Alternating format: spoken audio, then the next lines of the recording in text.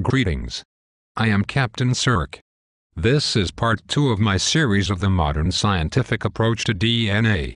In part 1 I addressed the properties of DNA and its basic structure. In this video I will explain some of the primary biological functions of DNA involved in the genetic process. DNA usually occurs and is organized as chromosomes. The set of chromosomes in a cell makes up its genome. The human genome has approximately 3 billion base pairs of DNA arranged into 46 chromosomes. The information carried by DNA is held in the sequence of pieces of DNA called genes. Transmission of genetic information in genes is achieved by complementary base pairing.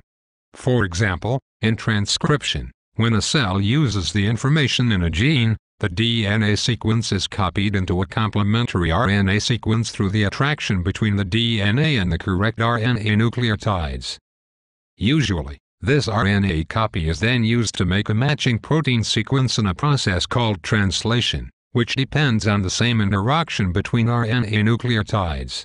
In alternative fashion, a cell may simply copy its genetic information in a process called DNA replication. In most biological life forms, DNA is located in the cell nucleus, as well as small amounts in mitochondria and chloroplasts. The genetic information in a genome is held within genes, and the complete set of this information in an organism is called its genotype. A gene is a unit of heredity and is a region of DNA that influences a particular characteristic in an organism. A gene is a sequence of DNA that contains genetic information and can influence the phenotype of an organism. The relationship between the nucleotide sequences of genes and the amino acid sequences of proteins is determined by the rules of translation, known collectively as the genetic code. The genetic code consists of 3-letter words called codons formed from a sequence of 3 nucleotides.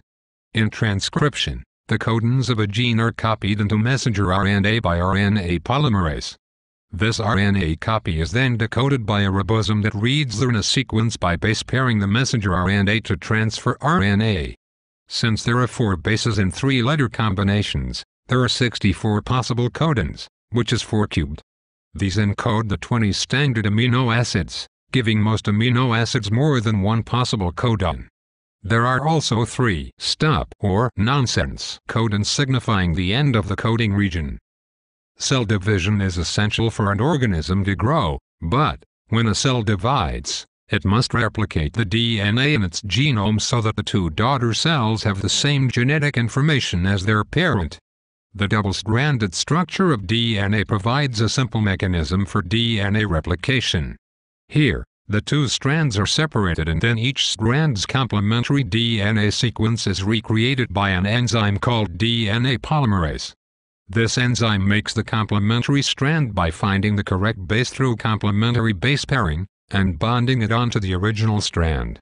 As DNA polymerases can only extend a DNA strand in a 5-to-3 direction, different mechanisms are used to copy the antiparallel strands of the double helix.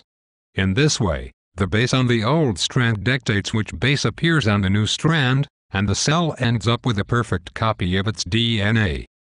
Thank you for watching part 2 of my series on the modern scientific approach to DNA. If you have any comments or questions, please contact me through my Facebook page.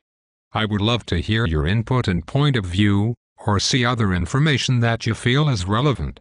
Thanks again for watching. Goodbye.